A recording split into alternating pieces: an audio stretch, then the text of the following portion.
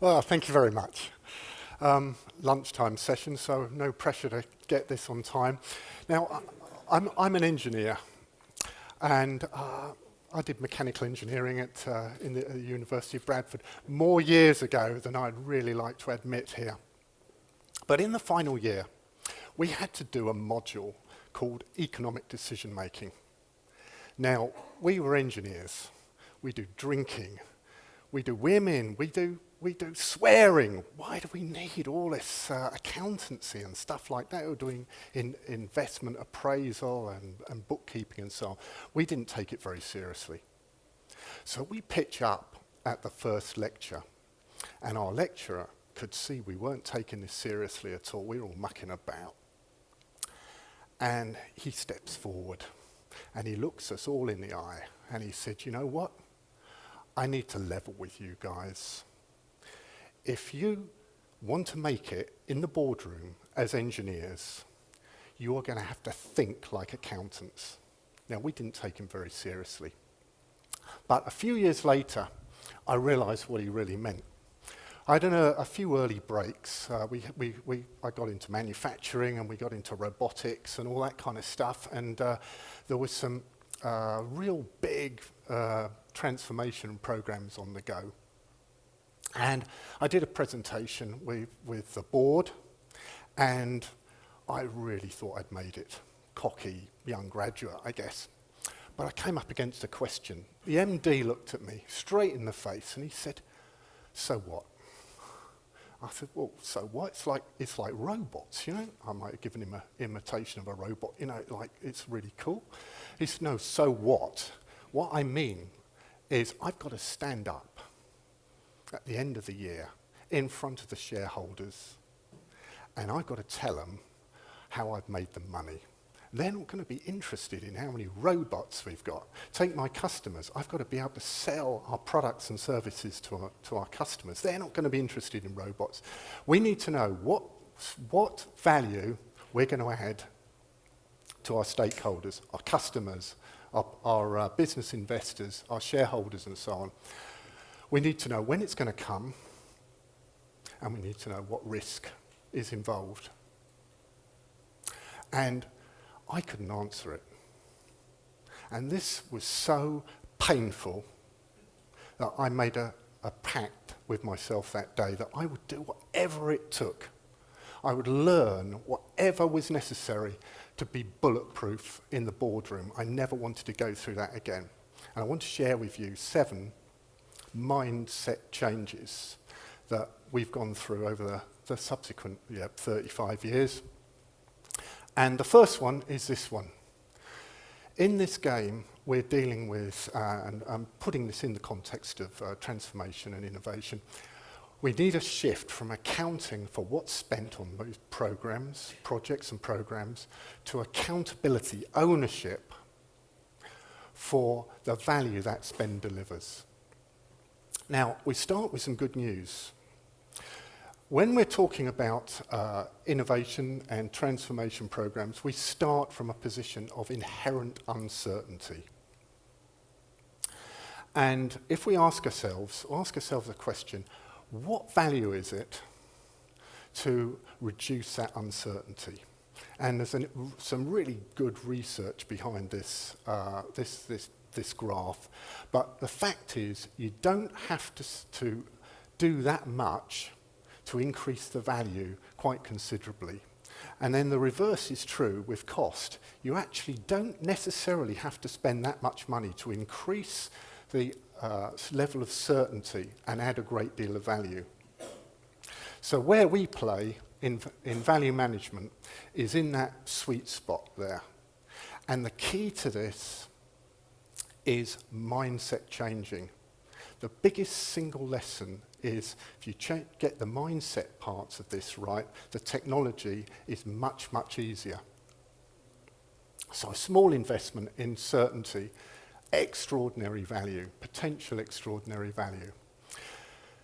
Now I need to insult your intelligence, because the first thing we get wrong with programs, and programs have a notorious change, I'm talking big transformation programs here, they have a notorious reputation in delivering anything like the value they intend, let alone any value at all.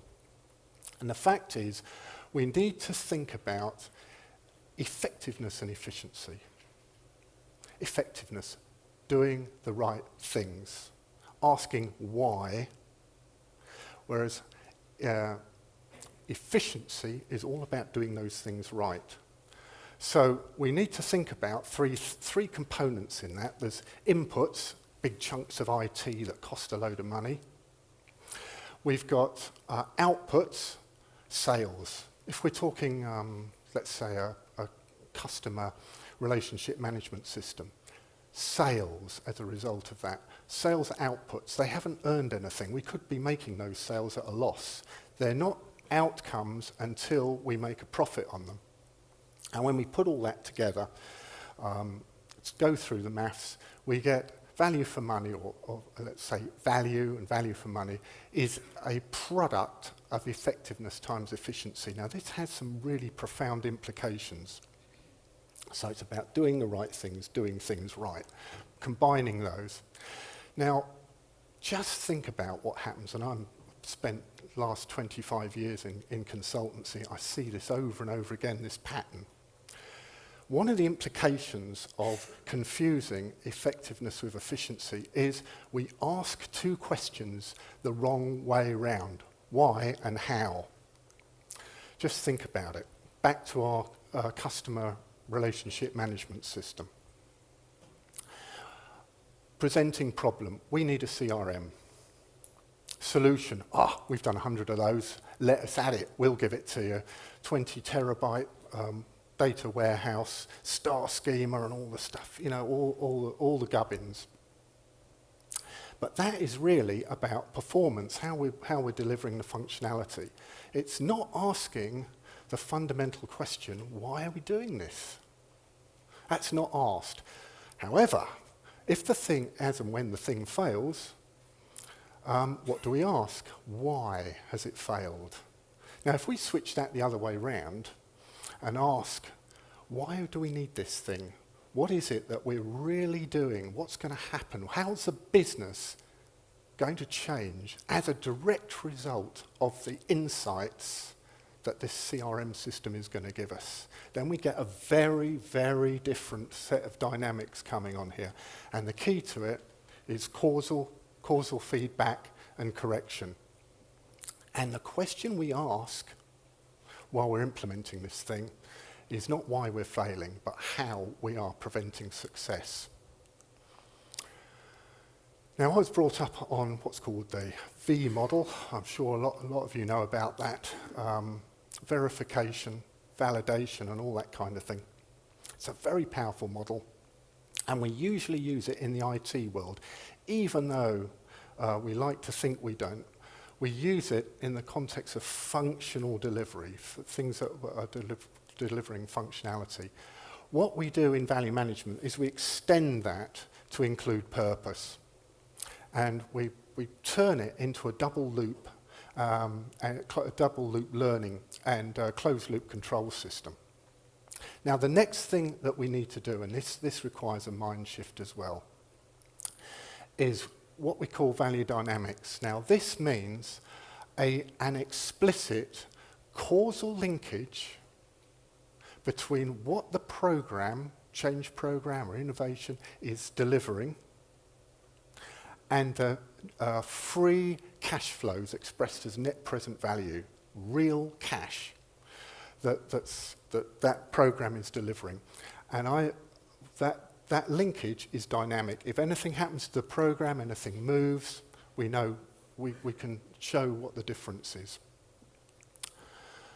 And what's more, we need to align that with the business. So we've got business alignment, we've got program alignment. And what that does is it merges short-term returns, which can then fund longer-term sustainable value. Now that's really important when we get into innovation, particularly disruptive innovation, where we have to start breaking things.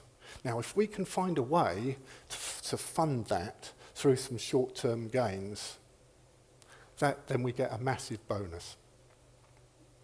Now, we don't get this for free. We have to have a totally different way of engagement if this is going to work. And best to show you this by a good old 4x4. Think in terms of value in the vertical plane and learning, by learning, repeatable success. For learning, read repeatable success. And just think about consultancy. You know, we've got, down in the bottom corner, we've got good old bums on seats consultancy. This is the area of gaming. We brought the consultants in to help us with our agenda, our hidden agenda and so on. We're not interested in that. It won't, value management will not work in that area. Let's think about the big consultancies. What they do is they say, no, look, trust us, leave it to us. We'll deliver the value. And sure, they may do, but you're not learning anything. The organisation's not learning anything. Then we could go to the other extreme. We could say, all right, we'll get our people, train them up, get them MBAs, and then we're into the realm of, I've got an MBA, can I have a pay rise, please? But I haven't delivered any value, but I've got an MBA. What we do is combine learning with the, if you like, the mentoring, high-value consultancy, and we call it value breakthroughs. And it's much more about coaching, where our clients own the benefits that are going to come out of the thing. Now, in order to do that, we need some rules. So we've got our framework, which is, thank you, it's based on the V diagram. But there are some rules here which we need to talk through. First of all, commitment. It's one of those words which is so overused.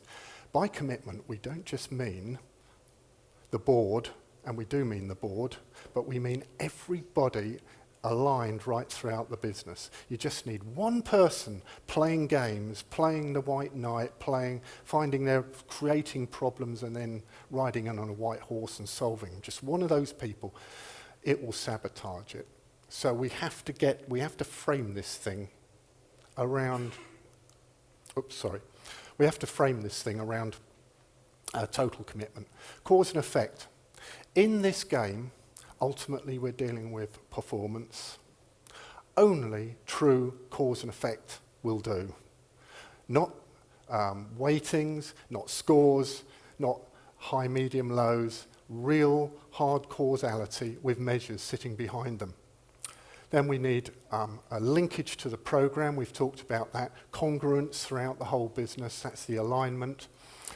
Absolute clarity on what success looks like and those measures that we're going to use to assess the extent to which we've met success. Think standards, measures below which is not satisfactory rather than targets, and feedback and correction.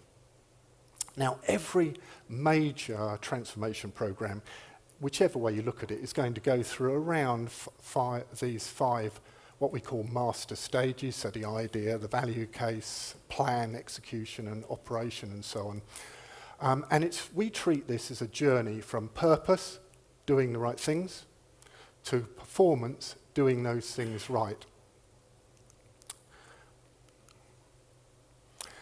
Now, let's just walk through those 7 things again, just to those mind shifts. So the first one is this shift from accounting for spend to accountability, ownership of what the spend delivers. Precise simplicity, which is the argument about a small increase in certainty can give you massive increase in value. We call it precise simplicity. And what that means is the simplest model of reality that will enable us to achieve the value outcome. Effectiveness and efficiency we've talked about, from effect to cause, true causality. Recognise that we want to get as right as we can at the front and then accept that we will have to correct the thing because it will be wrong. The plans will be wrong, we'll need to correct them. Direct linkage to the program and value alignment. And in our experience, If we can get those things in place, we can get a massive increase in the value that we can get from transformation and value. Thank you very much.